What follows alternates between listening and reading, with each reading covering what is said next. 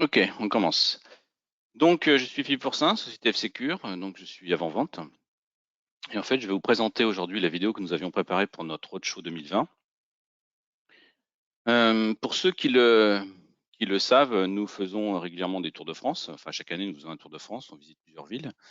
On présente un certain nombre de choses et généralement, on présente quelque chose d'un peu technique. Et cette année, nous avions préparé un scénario de hack à partir d'un mobile, basé sur l'épisode actuel donc, du Covid-19.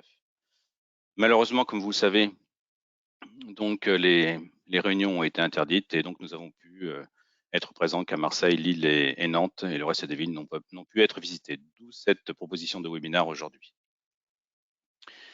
Donc le scénario que je vais vous présenter, c'est en fait une attaque qui se fait à partir d'un mobile. Donc il fallait qu'on trouve une petite astuce en fait pour installer une application malware sur un mobile, pour mener une attaque ciblée dans une entreprise, pour avoir des informations, collecter des informations et porter une attaque ciblée pour le vol d'informations, voire le chiffrement des données. C'est une vidéo que je vais commenter. Donc je vais donc la démarrer et la stopper à certains endroits. Donc je vais essayer de reproduire cette attaque comme si elle était réelle. Donc l'explication, est-ce que ça a démarré? Oui. Voilà, je démarre, voilà. Donc comme vous le savez, il y a trois groupes de hackers. Vous avez les Anonymous. Excusez-moi, j'ai pas stoppé à temps. Les Anonymous, en fait, qui sont beaucoup plus, qui vont faire du hack sur leurs convictions. Donc, ils vont attaquer les sites institutionnels, changer les images, faire du piratage, donc utile entre guillemets. Vous avez les opportunistes, donc c'est le groupe du milieu, donc qui eux vont utiliser des outils grand public, des outils disponibles sur le dark web, par exemple. Donc l'idée, c'est qu'ils vont plutôt mener des attaques opportunistes type ransomware, donc faire une demande de rançon et récupérer de l'argent facile. Et puis vous avez les cols blancs.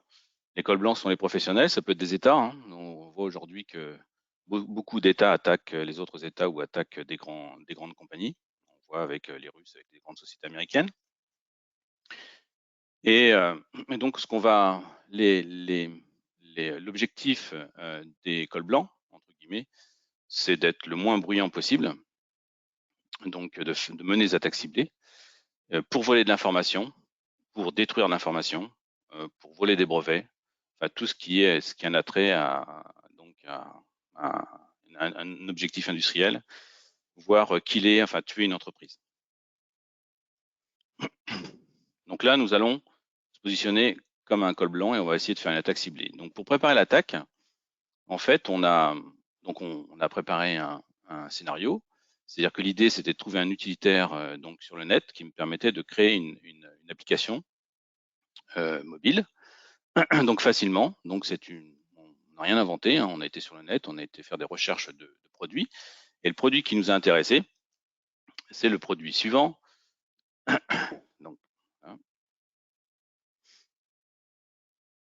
Donc c'était Spymax. Spymax, c'est un utilitaire que vous trouvez sur le net et qui vous permet de créer des applications donc mobile. Cette application, donc vous allez choisir des ports, vous allez pouvoir entrer un domaine, construire tout un tas de choses, c'est-à-dire que vous allez pouvoir associer donc l'exécution de l'application à une IP distante, ce qui veut dire qu'à chaque fois que l'utilisateur va lancer cette application, automatiquement le mobile va se connecter sur ce qu'on appelle un CNC server, un serveur de contrôle. Donc le hacker, grâce à cette application, va pouvoir prendre la main en retour sur le mobile et faire un petit peu ce qu'il veut. Donc, on va voir comment ça se passer. Donc là, vous voyez la construction de l'outil. Donc c'est relativement simple. Hein. On fait un petit package, on va l'appeler et voilà. Donc on construit, on lui donne une enveloppe et on construit cette application. Donc cette application, dans le contexte du scénario, en fait, on s'est dit, on va cibler une entreprise, donc on ne peut pas faire une pénétration physique dans l'entreprise puisque c'est très compliqué. Il y a des tas de sécurité à l'entrée de la société. Le meilleur moyen qu'on ait trouvé pour nous est de profiter encore une fois de l'épisode Covid-19 aujourd'hui, c'était de s'attaquer aux restaurants qui sont autour de l'entreprise. Les cadres enfin les cadres, les employés, peuvent aller s'y restaurer. Et donc, l'idée, c'est, aujourd'hui, quand vous allez dans un bar, un restaurant, ou même enfin, dans des tas de lieux publics, vous êtes obligé de scanner un QR code pour accéder au service. Bah, l'idée, c'est qu'aujourd'hui, pour pouvoir lire le menu, vous êtes obligé de flasher un QR code. Et donc, grâce à cette application, et ben en fait, enfin à cause de cette application, en fait, l'utilisateur va penser qu'il va scanner donc le menu, mais en fait, il va scanner cette mauvaise application et le résultat de ce scan, en fait, va router son mobile vers le CNC server. Donc, on va voir comment. Donc là, la construction de l'application se fait. Et après, il va savoir, donc l'étape suivante, ça va être comment déposer cette application au sein du restaurant. Donc, livrer la charge. Donc, comme je l'ai dit, hein, ici, on cible un restaurant, il s'appelle le restaurant L'Ardoise. Pour avoir le menu, il faut pouvoir cliquer sur le QR code. Donc, construire un QR code, c'est très simple. Hein, vous avez là aussi des tas d'utilitaires sur le net. Vous allez sur Google, vous tapez QR code, et là, vous avez des tas de générateurs. Hein, donc, c'est extrêmement simple.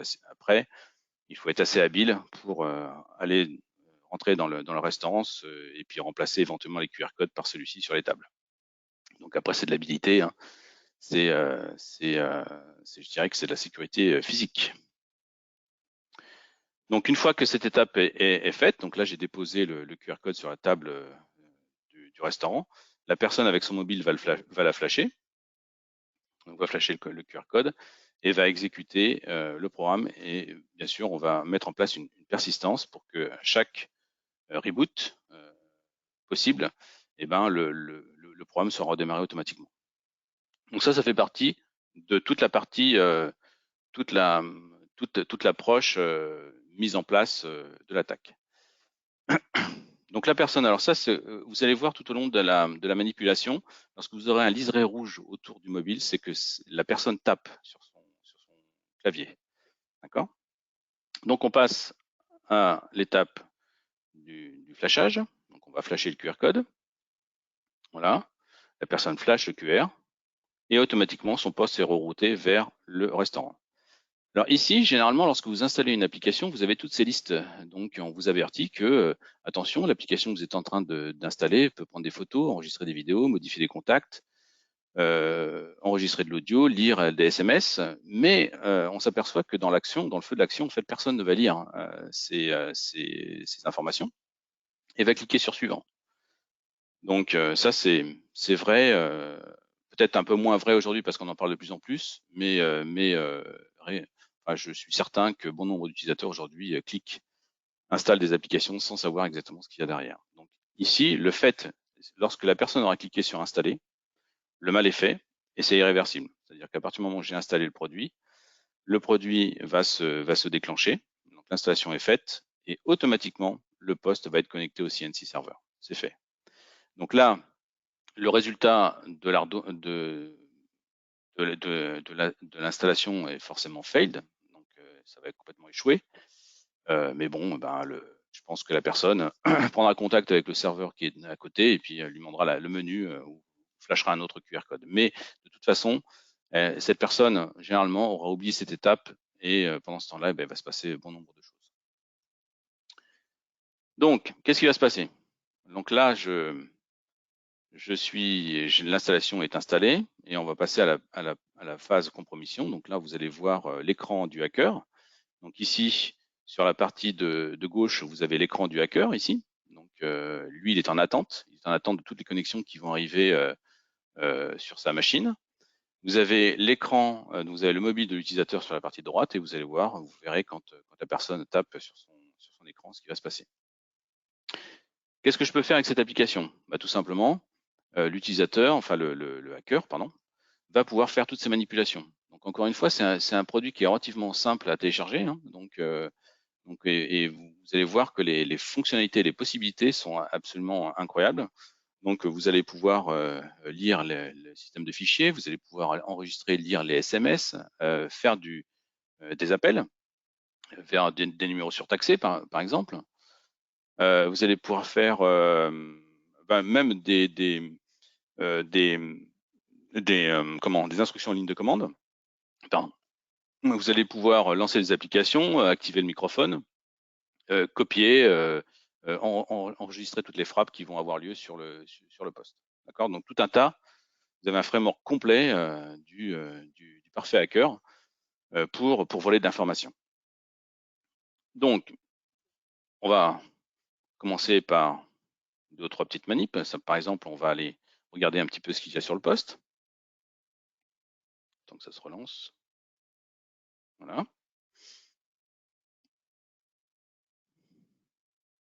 Oui. Donc on fait quelques manipulations, on va faire de la reconnaissance sur le poste et on va donc essayer de voler de l'information, exfiltrer de l'information.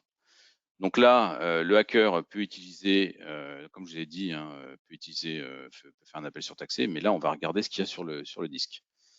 Donc c'est complètement intrusif, hein. Donc là, vous voyez que sur le côté, sur la partie utilisateur, rien ne se passe. Donc le hacker a complètement la main sur le poste, donc sur le système de fichiers. Il va pouvoir regarder ce qu'il y a à l'intérieur, regarder le fameux DSIM avec toutes vos photos. Donc il va pouvoir éventuellement regarder s'il n'y a pas des photos compromettantes et pouvoir s'en servir à titre de demande de rançon ou autre.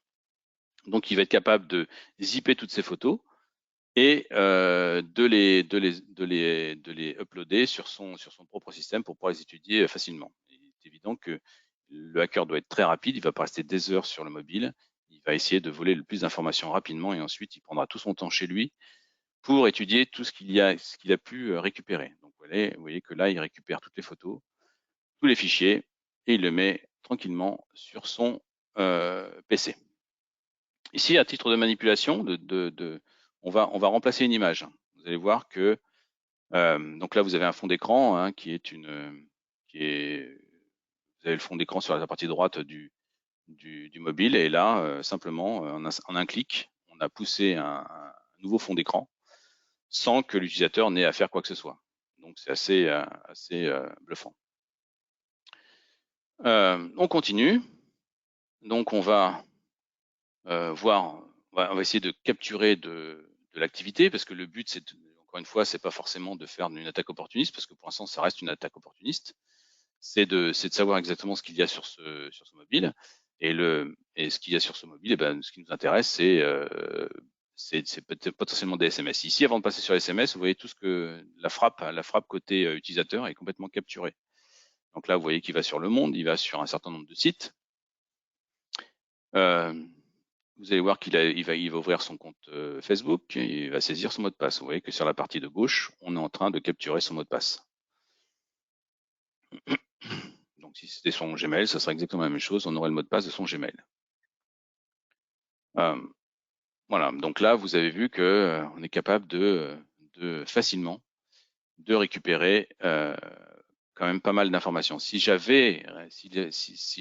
l'exercice avait été fait sur un Gmail, il est clair qu'à partir du moment où vous avez un Gmail, vous pouvez faire tout un tas de choses, puisque je vous rappelle que lorsque vous perdez un service web, il suffit de cliquer sur j'ai oublié mon mot de passe. Votre mot de passe sera automatiquement envoyé sur le Gmail. Le Gmail, vous avez le login, vous avez le mot de passe. Vous pouvez les récupérer et changer les mots de passe de tous les services de l'utilisateur. Donc la collecte de données sensibles. La collecte de données sensibles, là, on va s'intéresser. Et là, pour l'instant, on n'a toujours pas monté d'attaque ciblée. Hein. Pour l'instant, on n'a fait que du repérage. Et là, on va s'attaquer aux SMS. Donc pareil, hein, on va lire tous les SMS du mobile. On va essayer de récupérer des informations importantes pour voir si éventuellement on pourrait pas capturer quelque chose, une activité, et faire un montage d'un besoin. D'accord? Donc celui-ci est intéressant.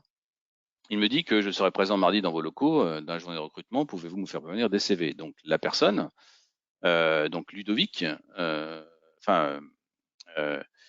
Loïc, pardon, attend des CV et demande à Ludovic de lui envoyer des CV. Donc là, c'est potentiellement pour le hacker, et c'est un besoin. Donc pourquoi pas rebondir sur ce besoin, produire un faux CV, une pièce jointe, et essayer de capturer donc des emails, etc., pour pouvoir les envoyer et voir si ça pouvait marcher. Donc là, on capture de l'activité pour monter une attaque. Et là, cette attaque deviendrait une attaque ciblée. Ça ne sera plus une attaque opportuniste. On continue. On va essayer de voir si on a d'autres informations. Qu'est-ce que c'est? Donc là, j'ai bien reçu votre message. Je vous envoie tous les documents à la fin de la semaine. Donc à la fin de la semaine, donc Loïc attend des documents, bonne source d'informations, etc., etc. Donc on va voir on peut commencer déjà à construire quelque chose, à construire une tactique pour élaborer une attaque. Donc toujours pareil, hein, quand le hacker a vu qu'il y avait de l'activité, il va les sauvegarder sur sa machine pour pouvoir les organiser, enfin pour pouvoir créer quelque chose autour de tout ça. Donc il prendra le temps chez lui tranquillement. Donc là, il est plus du tout sur le mobile, il est chez lui, il a récupéré le fichier, il est capable d'étudier tranquillement tous ses SMS et de monter sa stratégie d'attaque.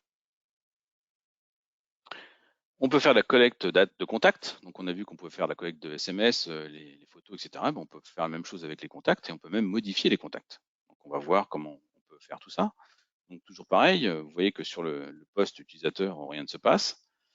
J'ai accès au carnet d'adresse et je vais pouvoir éventuellement me faire passer pour quelqu'un, modifier un contact, ajouter un contact, sauvegarder. Enfin, je peux encore une fois récupérer. Donc là, je vais avoir tous les emails qui m'intéressent pour monter mon attaque et voir un petit peu jusqu'où je pourrais aller pour piéger cette personne, enfin cette société, puisque le but, hein, c'est pas forcément de piéger une société, mais de piéger une personne, mais plus une société. Ici, vous avez l'action côté utilisateur, donc l'utilisateur est en train de naviguer sur ses contacts. Et là, ce qu'on va vous montrer, c'est à la volée, c'est la création d'un contact. Donc c'est quelque chose qui n'est pas vraiment discret, hein, bien sûr. C'est un contact qui n'existe pas actuellement, mais vous allez voir qu'un nouveau contact va apparaître. Mais on pourrait très bien, au lieu d'ajouter un nouveau contact, c'est en modifier un. Et si vous en modifiez un, et ben automatiquement, forcément, vous pouvez faire une attaque, une attaque téléphonique. Donc un appel au président, par exemple. Donc vous avez vu que l'achat bioconception a été rajouté. Donc là, j'ai tous les éléments pour monter mon attaque. Et là, le hacker va faire une attaque qu'on appelle spear phishing, c'est-à-dire qu'il va envoyer un mail à un individu, parce que cet individu attend des CV, donc, on l'a vu tout à l'heure. Donc il va envoyer un mail ciblé.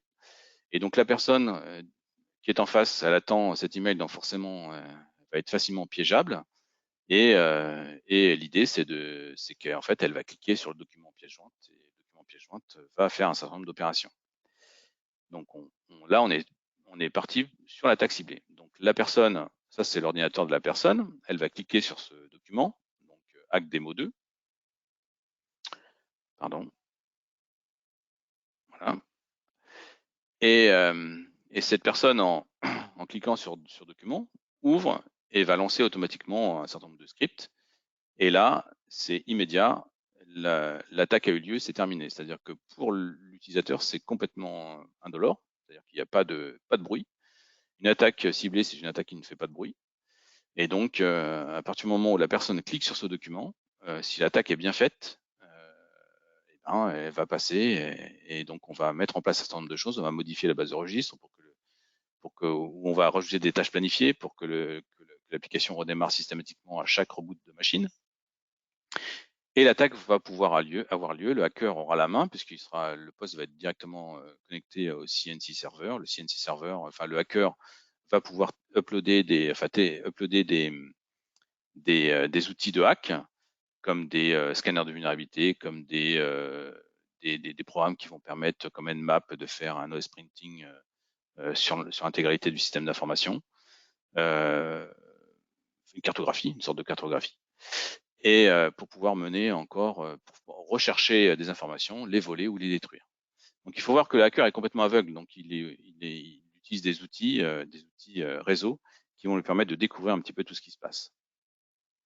Donc la conséquence de ça, donc on reprend étape par étape. Donc le hacker a envoyé un mail à un individu, l'individu a cliqué sur la pièce jointe et automatiquement cette pièce jointe a été ouverte et l'attaque a eu lieu. Si vous aviez un outil de protection, donc il est évident que si vous avez un outil de protection type EDR, donc la solution F-Secure, on va quand même parler de notre solution un petit peu, mais si vous aviez donc la solution EDR, au moment où vous cliquez sur la pièce jointe, en fait, vous déclenchez l'attaque, et comme c'est une attaque en fonction du niveau de risque de cette attaque, en fait, vous allez déclencher un événement au niveau de notre sonde EDR. La sonde EDR elle va être capable de vous envoyer une alerte, mais aussi de bloquer et de mettre en quarantaine le poste. Donc, si vous aviez un outil, je dirais c'est pas grave, l'individu a cliqué sur le fichier, a ouvert le fichier, l'attaque se déroule, mais elle n'aurait même pas eu le temps de se dérouler parce que, bien évidemment, lorsque vous cliquez sur le fichier, la première étape, c'est d'aller télécharger des outils.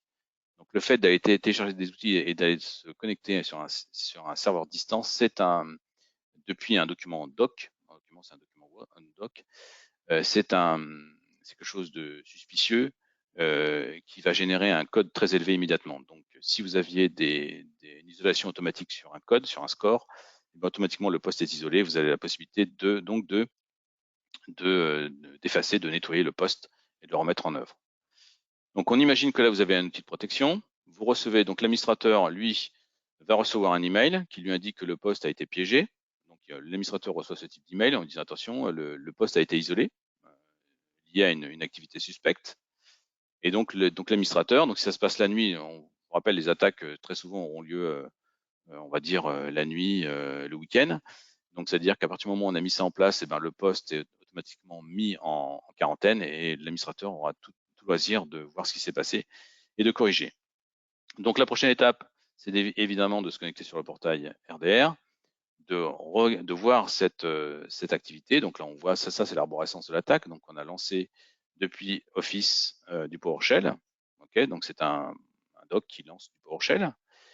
Et dans l'écran suivant, on voit que effectivement, on retrouve un chemin de téléchargement d'un objet. Donc là, vous voyez ici http pastbin.com. Donc typiquement, c'est une attaque. C'est-à-dire qu'à partir du moment où vous avez ça, vous avez ce type d'information. C'est un PowerShell en fait qui lance dans son objet le téléchargement d'un programme donc sur un site distant. Donc, très clairement, c'est une attaque. Et il suffirait donc effectivement de faire du nettoyage sur le poste, de regarder un petit peu ce qui a été fait, s'il y a des tâches planifiées, d'éliminer les tâches planifiées et de nettoyer un petit peu tout ça. Voilà. Mais revenons à notre étape, c'est-à-dire que là, on n'a pas d'outil de protection, donc l'attaque a lieu et donc le hacker, du fait qu'il a la main sur le poste, a téléchargé ces outils de hack sur le poste, va pouvoir faire du Nmap, par exemple pour aller découvrir quels sont les services qui sont actifs autour de lui, va faire du déplacement latéral, donc il va se connecter sur des serveurs distants, enfin sur des serveurs voisins, il va regarder un petit peu tout ce qui se passe pour découvrir déjà le réseau, pour apprendre ce qu'il y a autour de lui et éventuellement chercher de l'information.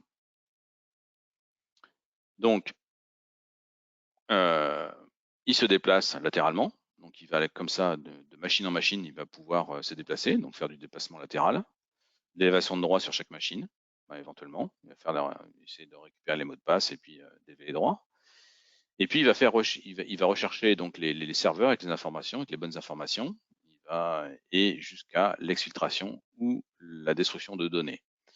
Le Graal pour un col blanc, ici, c'est la donnée, c'est l'exfiltration, c'est la destruction.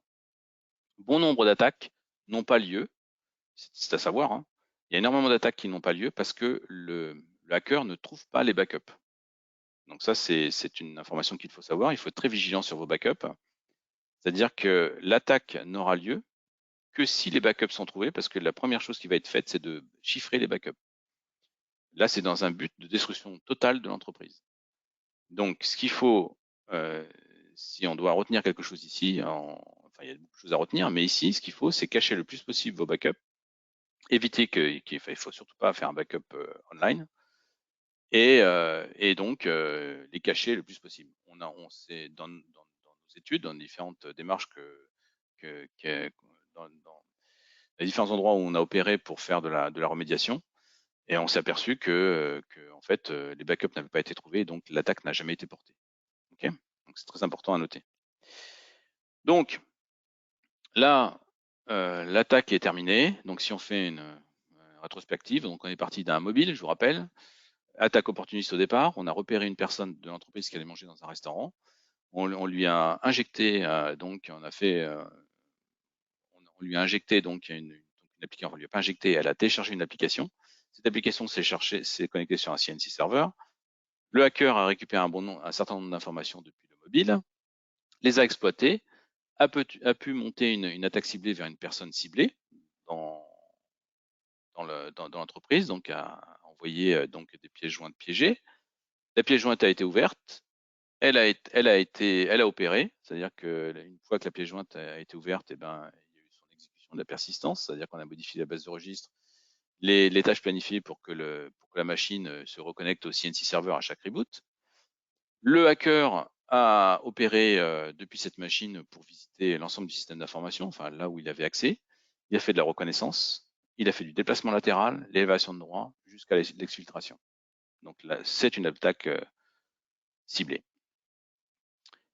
Donc, si on reprend, maintenant, si les contre-mesures, donc, il y en a quand même, il y a beaucoup de choses à mettre en place ici. Donc déjà, si on parle du début de l'attaque, donc c'est le mobile. Donc le mobile, il faut protéger le mobile. Si le mobile avait été protégé par un logiciel de sécurité, un VPN ou autre, eh ben il y a de grandes chances que l'application ait été supprimée ou bloquée. Il faut aussi éduquer les personnes à utiliser leurs équipements. C'est-à-dire que très clairement accepter les conditions telles que l'on les a vues. Donc, un programme qui va être capable de capturer des SMS, copier les contacts, modifier un certain nombre de paramètres sur le mobile, c'est potentiellement donc une application dangereuse. Donc déjà, la base, c'est donc outils plus éducation. Mais beaucoup est dans l'éducation de toute façon, hein.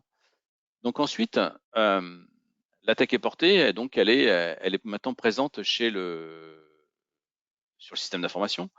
Donc pour prédire, donc pour mettre des outils en pré-attaque, eh bien, il faut connaître sa surface d'attaque. C'est-à-dire que je vous rappelle que le hacker a téléchargé des outils de hack lorsqu'il a réussi à se connecter sur un poste utilisateur. Il a téléchargé forcément des outils de hack. Ces outils de hack, c'est Nmap pour faire de la reconnaissance de service, ok.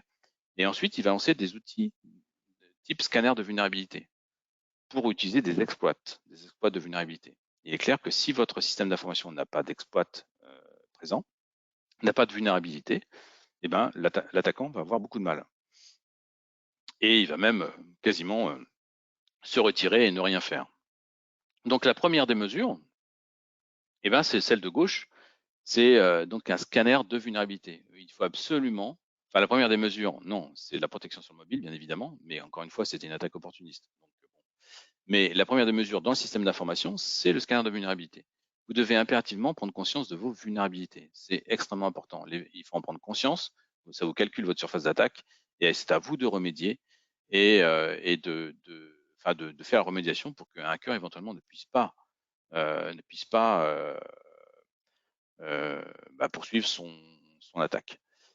Dans la solution FCQ Radar, vous avez même un petit icône qui vous indique si l'exploit est disponible sur le net. Donc, on vous guide un petit peu dans la remédiation. On va vous dire, attention, vous avez des exploits disponibles, enfin, vous avez des failles, mais cette faille-là, particulièrement, elle est disponible sur le net. Donc, la première des choses, c'est corriger toutes les failles qui sont disponibles sur le net. Parce que c'est vrai que quand on attaque, on voit un écran ici avec 939 failles, ça représente beaucoup de choses, hein, donc énormément de travail. Donc ça veut dire, mais par où je commence, quoi. Donc c'est bien beau d'avoir un calcul de surface d'attaque, mais il faut commencer à un endroit.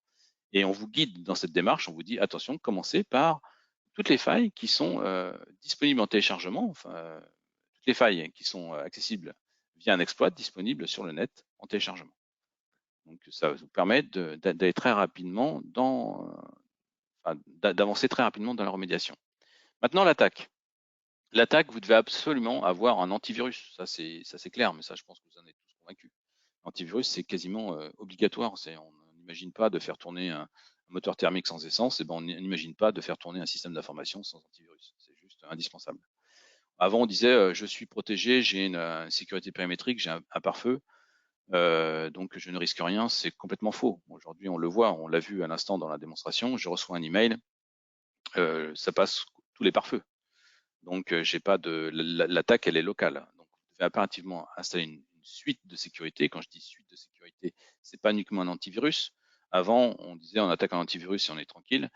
Maintenant, il faut utiliser tous les équipements qui sont dans l'antivirus. C'est-à-dire que vous avez bien sûr un antivirus classique, vous avez des moteurs de réputation, vous avez un pare-feu. Donc, le pare-feu, il est clair que vous avez vu qu'on a fait un déplacement latéral tout à l'heure.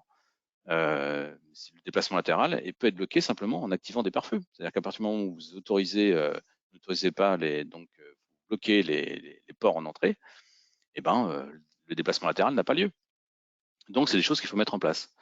Vous avez un module chez nous que nous appelons application control. Application control, c'est un outil qui va vous permettre de bloquer les applications selon des critères. Donc, ça peut être du PowerShell, par exemple. C'est-à-dire que si je décide de bloquer tous les PowerShell dans l'entreprise, sauf sur les postes administrateurs qui, eux, ont besoin de lancer du PowerShell, et ben déjà, vous allez éliminer toutes les attaques qui auront lieu sur des postes type bureautique. Donc ça, c'est important. Vous avez, par exemple, on parle souvent, les ransomware attaquent les shadow copies de Windows, okay, donc les VSS. Donc, tout simplement, si vous faites dans Application Control, vous faites une règle qui bloque l'accès au VSS, donc à VSS admin, par exemple, le ransomware ne pourra pas détruire vos copies internes. Et on peut penser à des tas de scénarios comme celui-ci. Ragnar Locker, c'est un bon exemple. Ragnar Locker, vous savez, c'est un ransomware qui s'exécute au-dessus, enfin dans une VM XP, mais au-dessus de Oracle VirtualBox. Ça veut dire que pour pouvoir mener cette attaque, il faut installer Oracle VirtualBox d'abord. Et ensuite, donc l'XP qui est installé va activer un certain nombre d'attaques. Mais donc ici, la parade est simple. Vous pouvez très bien créer avec Application Control une règle qui dit que j'interdis l'installation d'Oracle VirtualBox. Et l'application n'aura pas lieu. On peut imaginer tout un tas de scénarios comme celui-ci. Et de base, par exemple, c'est interdire toutes les applications type rare, donc rare, pas rare compressé, mais rare donc vu peu de fois sur Internet.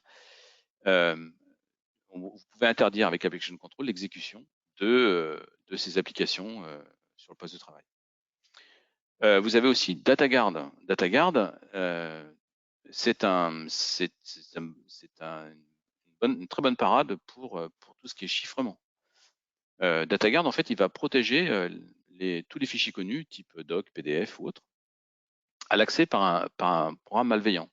Donc, ça veut dire que si moi je crée un fichier qui s'appelle je chiffre les docs.exe et que je tente d'exécuter je chiffre les docs.exe sur un doc, DataGuard va me dire bah non, je chiffre les docs.exe n'est pas WinWord ou Word ou OpenOffice, donc je refuse l'accès à ce programme. Donc, ça veut dire qu'à partir du moment où vous avez installé cette fonctionnalité, eh ben, vous ne pourrez pas, le hacker, le programme de chiffrement ne pourra pas accéder au point doc.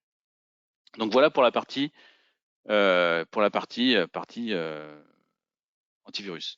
Et n'oubliez pas qu'un bon antivirus, c'est un antivirus aussi qui se protège lui-même. Donc ça, c'est extrêmement important d'avoir ce qu'on appelle nous la tamper protection. Donc il faut absolument l'activer aussi. Vous l'avez bien sûr dans F-Secure. Et ça évite l'arrêt de l'antivirus. C'est-à-dire qu'avec cette protection, vous ne pourrez pas arrêter l'antivirus donc dans les services, tâches planifiées et même dans la base de registre. Donc ça, c'est extrêmement important. Encore une fois, une attaque type ransomware va essayer d'arrêter l'antivirus. Troisième étape, la compromission a eu lieu, c'est-à-dire qu'à partir du moment où l'antivirus a raté l'attaque, c'est-à-dire que la différence entre l'antivirus et la solution RDR que vous avez à droite, c'est que PSB, enfin l'antivirus, est capable de détecter une attaque connue ou un objet qui a un comportement connu, d'accord? On peut très bien détecter des objets inconnus mais avec des comportements de non-sécurité connus. Et par contre, RDR, lui, son objectif, c'est de détecter des nouvelles attaques. D'accord? Donc, donc l'objectif de RDR, c'est que on va être face à une attaque que l'antivirus aura ratée et donc on va réagir. Alors, qu'est-ce que ça veut dire? Ça veut dire que si par exemple, vous avez un flux RDP qui est ouvert depuis l'extérieur, donc pas conseillé bien évidemment, mais vous en avez un d'ouvert, le hacker, qu'est-ce qu'il va faire? Il va essayer de faire un brute force sur un login mot de passe pour pouvoir pénétrer le système. Logging brute force, c'est un événement qu'un antivirus ne peut pas arrêter. Par contre, c'est un événement que RDR va noter. RDR va dire, tiens, il y a du brute force sur cette machine. Il va vous alerter. Il va dire, attention, il y a du brute force qui est mené sur telle machine. Donc, vous allez pouvoir agir. Vous allez pouvoir, par exemple, durcir votre politique de mot de passe. Qu'est-ce que va être capable de faire des RDR aussi? C'est-à-dire que lorsque on est capable de profiler les machines. Donc, vous avez des machines qui vont être déterminées par la sonde comme étant un serveur, des machines qui vont être déterminées comme étant un administrateur réseau, des machines qui vont être déterminées comme une machine bureautique. Et sur une machine bureautique, si un jour vous voyez de l'exfiltration de données en masse, par exemple, vous avez des terras et des terras de données qui passent par une machine bureautique, et ben, automatiquement, le RDR va dire attention, là j'ai de l'exfiltration de données, c'est quelque chose qui n'est absolument pas normal, et donc faites quelque chose. Donc RDR est là pour guider une action. C'est pas un outil qui va bloquer, c'est un outil qui va vous donner, qui va vous alerter sur un comportement et qui va vous donner des, des billes pour pouvoir créer des règles donc de protection. Si vous avez des élévations de droits très nombreuses sur votre système d'information, ça aussi c'est suspect. Par exemple, je cite souvent en exemple un petit utilitaire qui est bien pratique qui s'appelle WIAM. Si vous lancez WIAM sur votre machine, l'antivirus, il n'a aucune raison d'arrêter WIAM puisque c'est un programme qui est tout à fait légal. Par contre, si je lance un WIAM sur l'intégralité de vos systèmes d'information, là, ça devient une phase de reconnaissance. C'est-à-dire que c'est quelqu'un qui essaye de reconnaître un petit peu tout ce qui est installé, quels sont tout ce qui gravite autour du PC, enfin ce qu'il y a sur les PC. Et donc là, c'est une phase de reconnaissance et donc on va vous alerter. C'est-à-dire que le RDR va vous dire attention, vous avez quelqu'un qui, vous avez beaucoup de WIAM qui sont exécutés sur un bon nombre de machines. L'antivirus, encore une fois, il est capable d'agir sur la machine, il n'est pas capable d'agir sur un contexte global de système d'information. RDR, lui, va agir sur le contexte. C'est-à-dire qu'il va analyser tout ce qui se passe sur le réseau. C'est-à-dire que c'est l'agrégation de toutes ces sondes. Toutes ces sondes sont interconnectées, enfin, elles ne sont pas interconnectées dans le système d'information, elles sont interconnectées dans notre back-end. Et donc, les collectes d'informations que l'on va faire va vous permettre de mettre en exergue des événements identiques sur plusieurs machines. Et donc, là, encore une fois, vous permettre de régler un problème, une compromission. Donc voilà en gros ce que je voulais vous présenter ce matin. Je ne sais pas si vous avez des questions. Si vous en avez, ben, allez-y. Vous avez un chatter, donc vous pouvez m'envoyer vos questions. Je vais essayer d'y répondre. Et si vous n'avez pas de questions, ben, je n'ai plus qu'à vous souhaiter une bonne journée. Donc j'attends quelques minutes si vous avez des questions.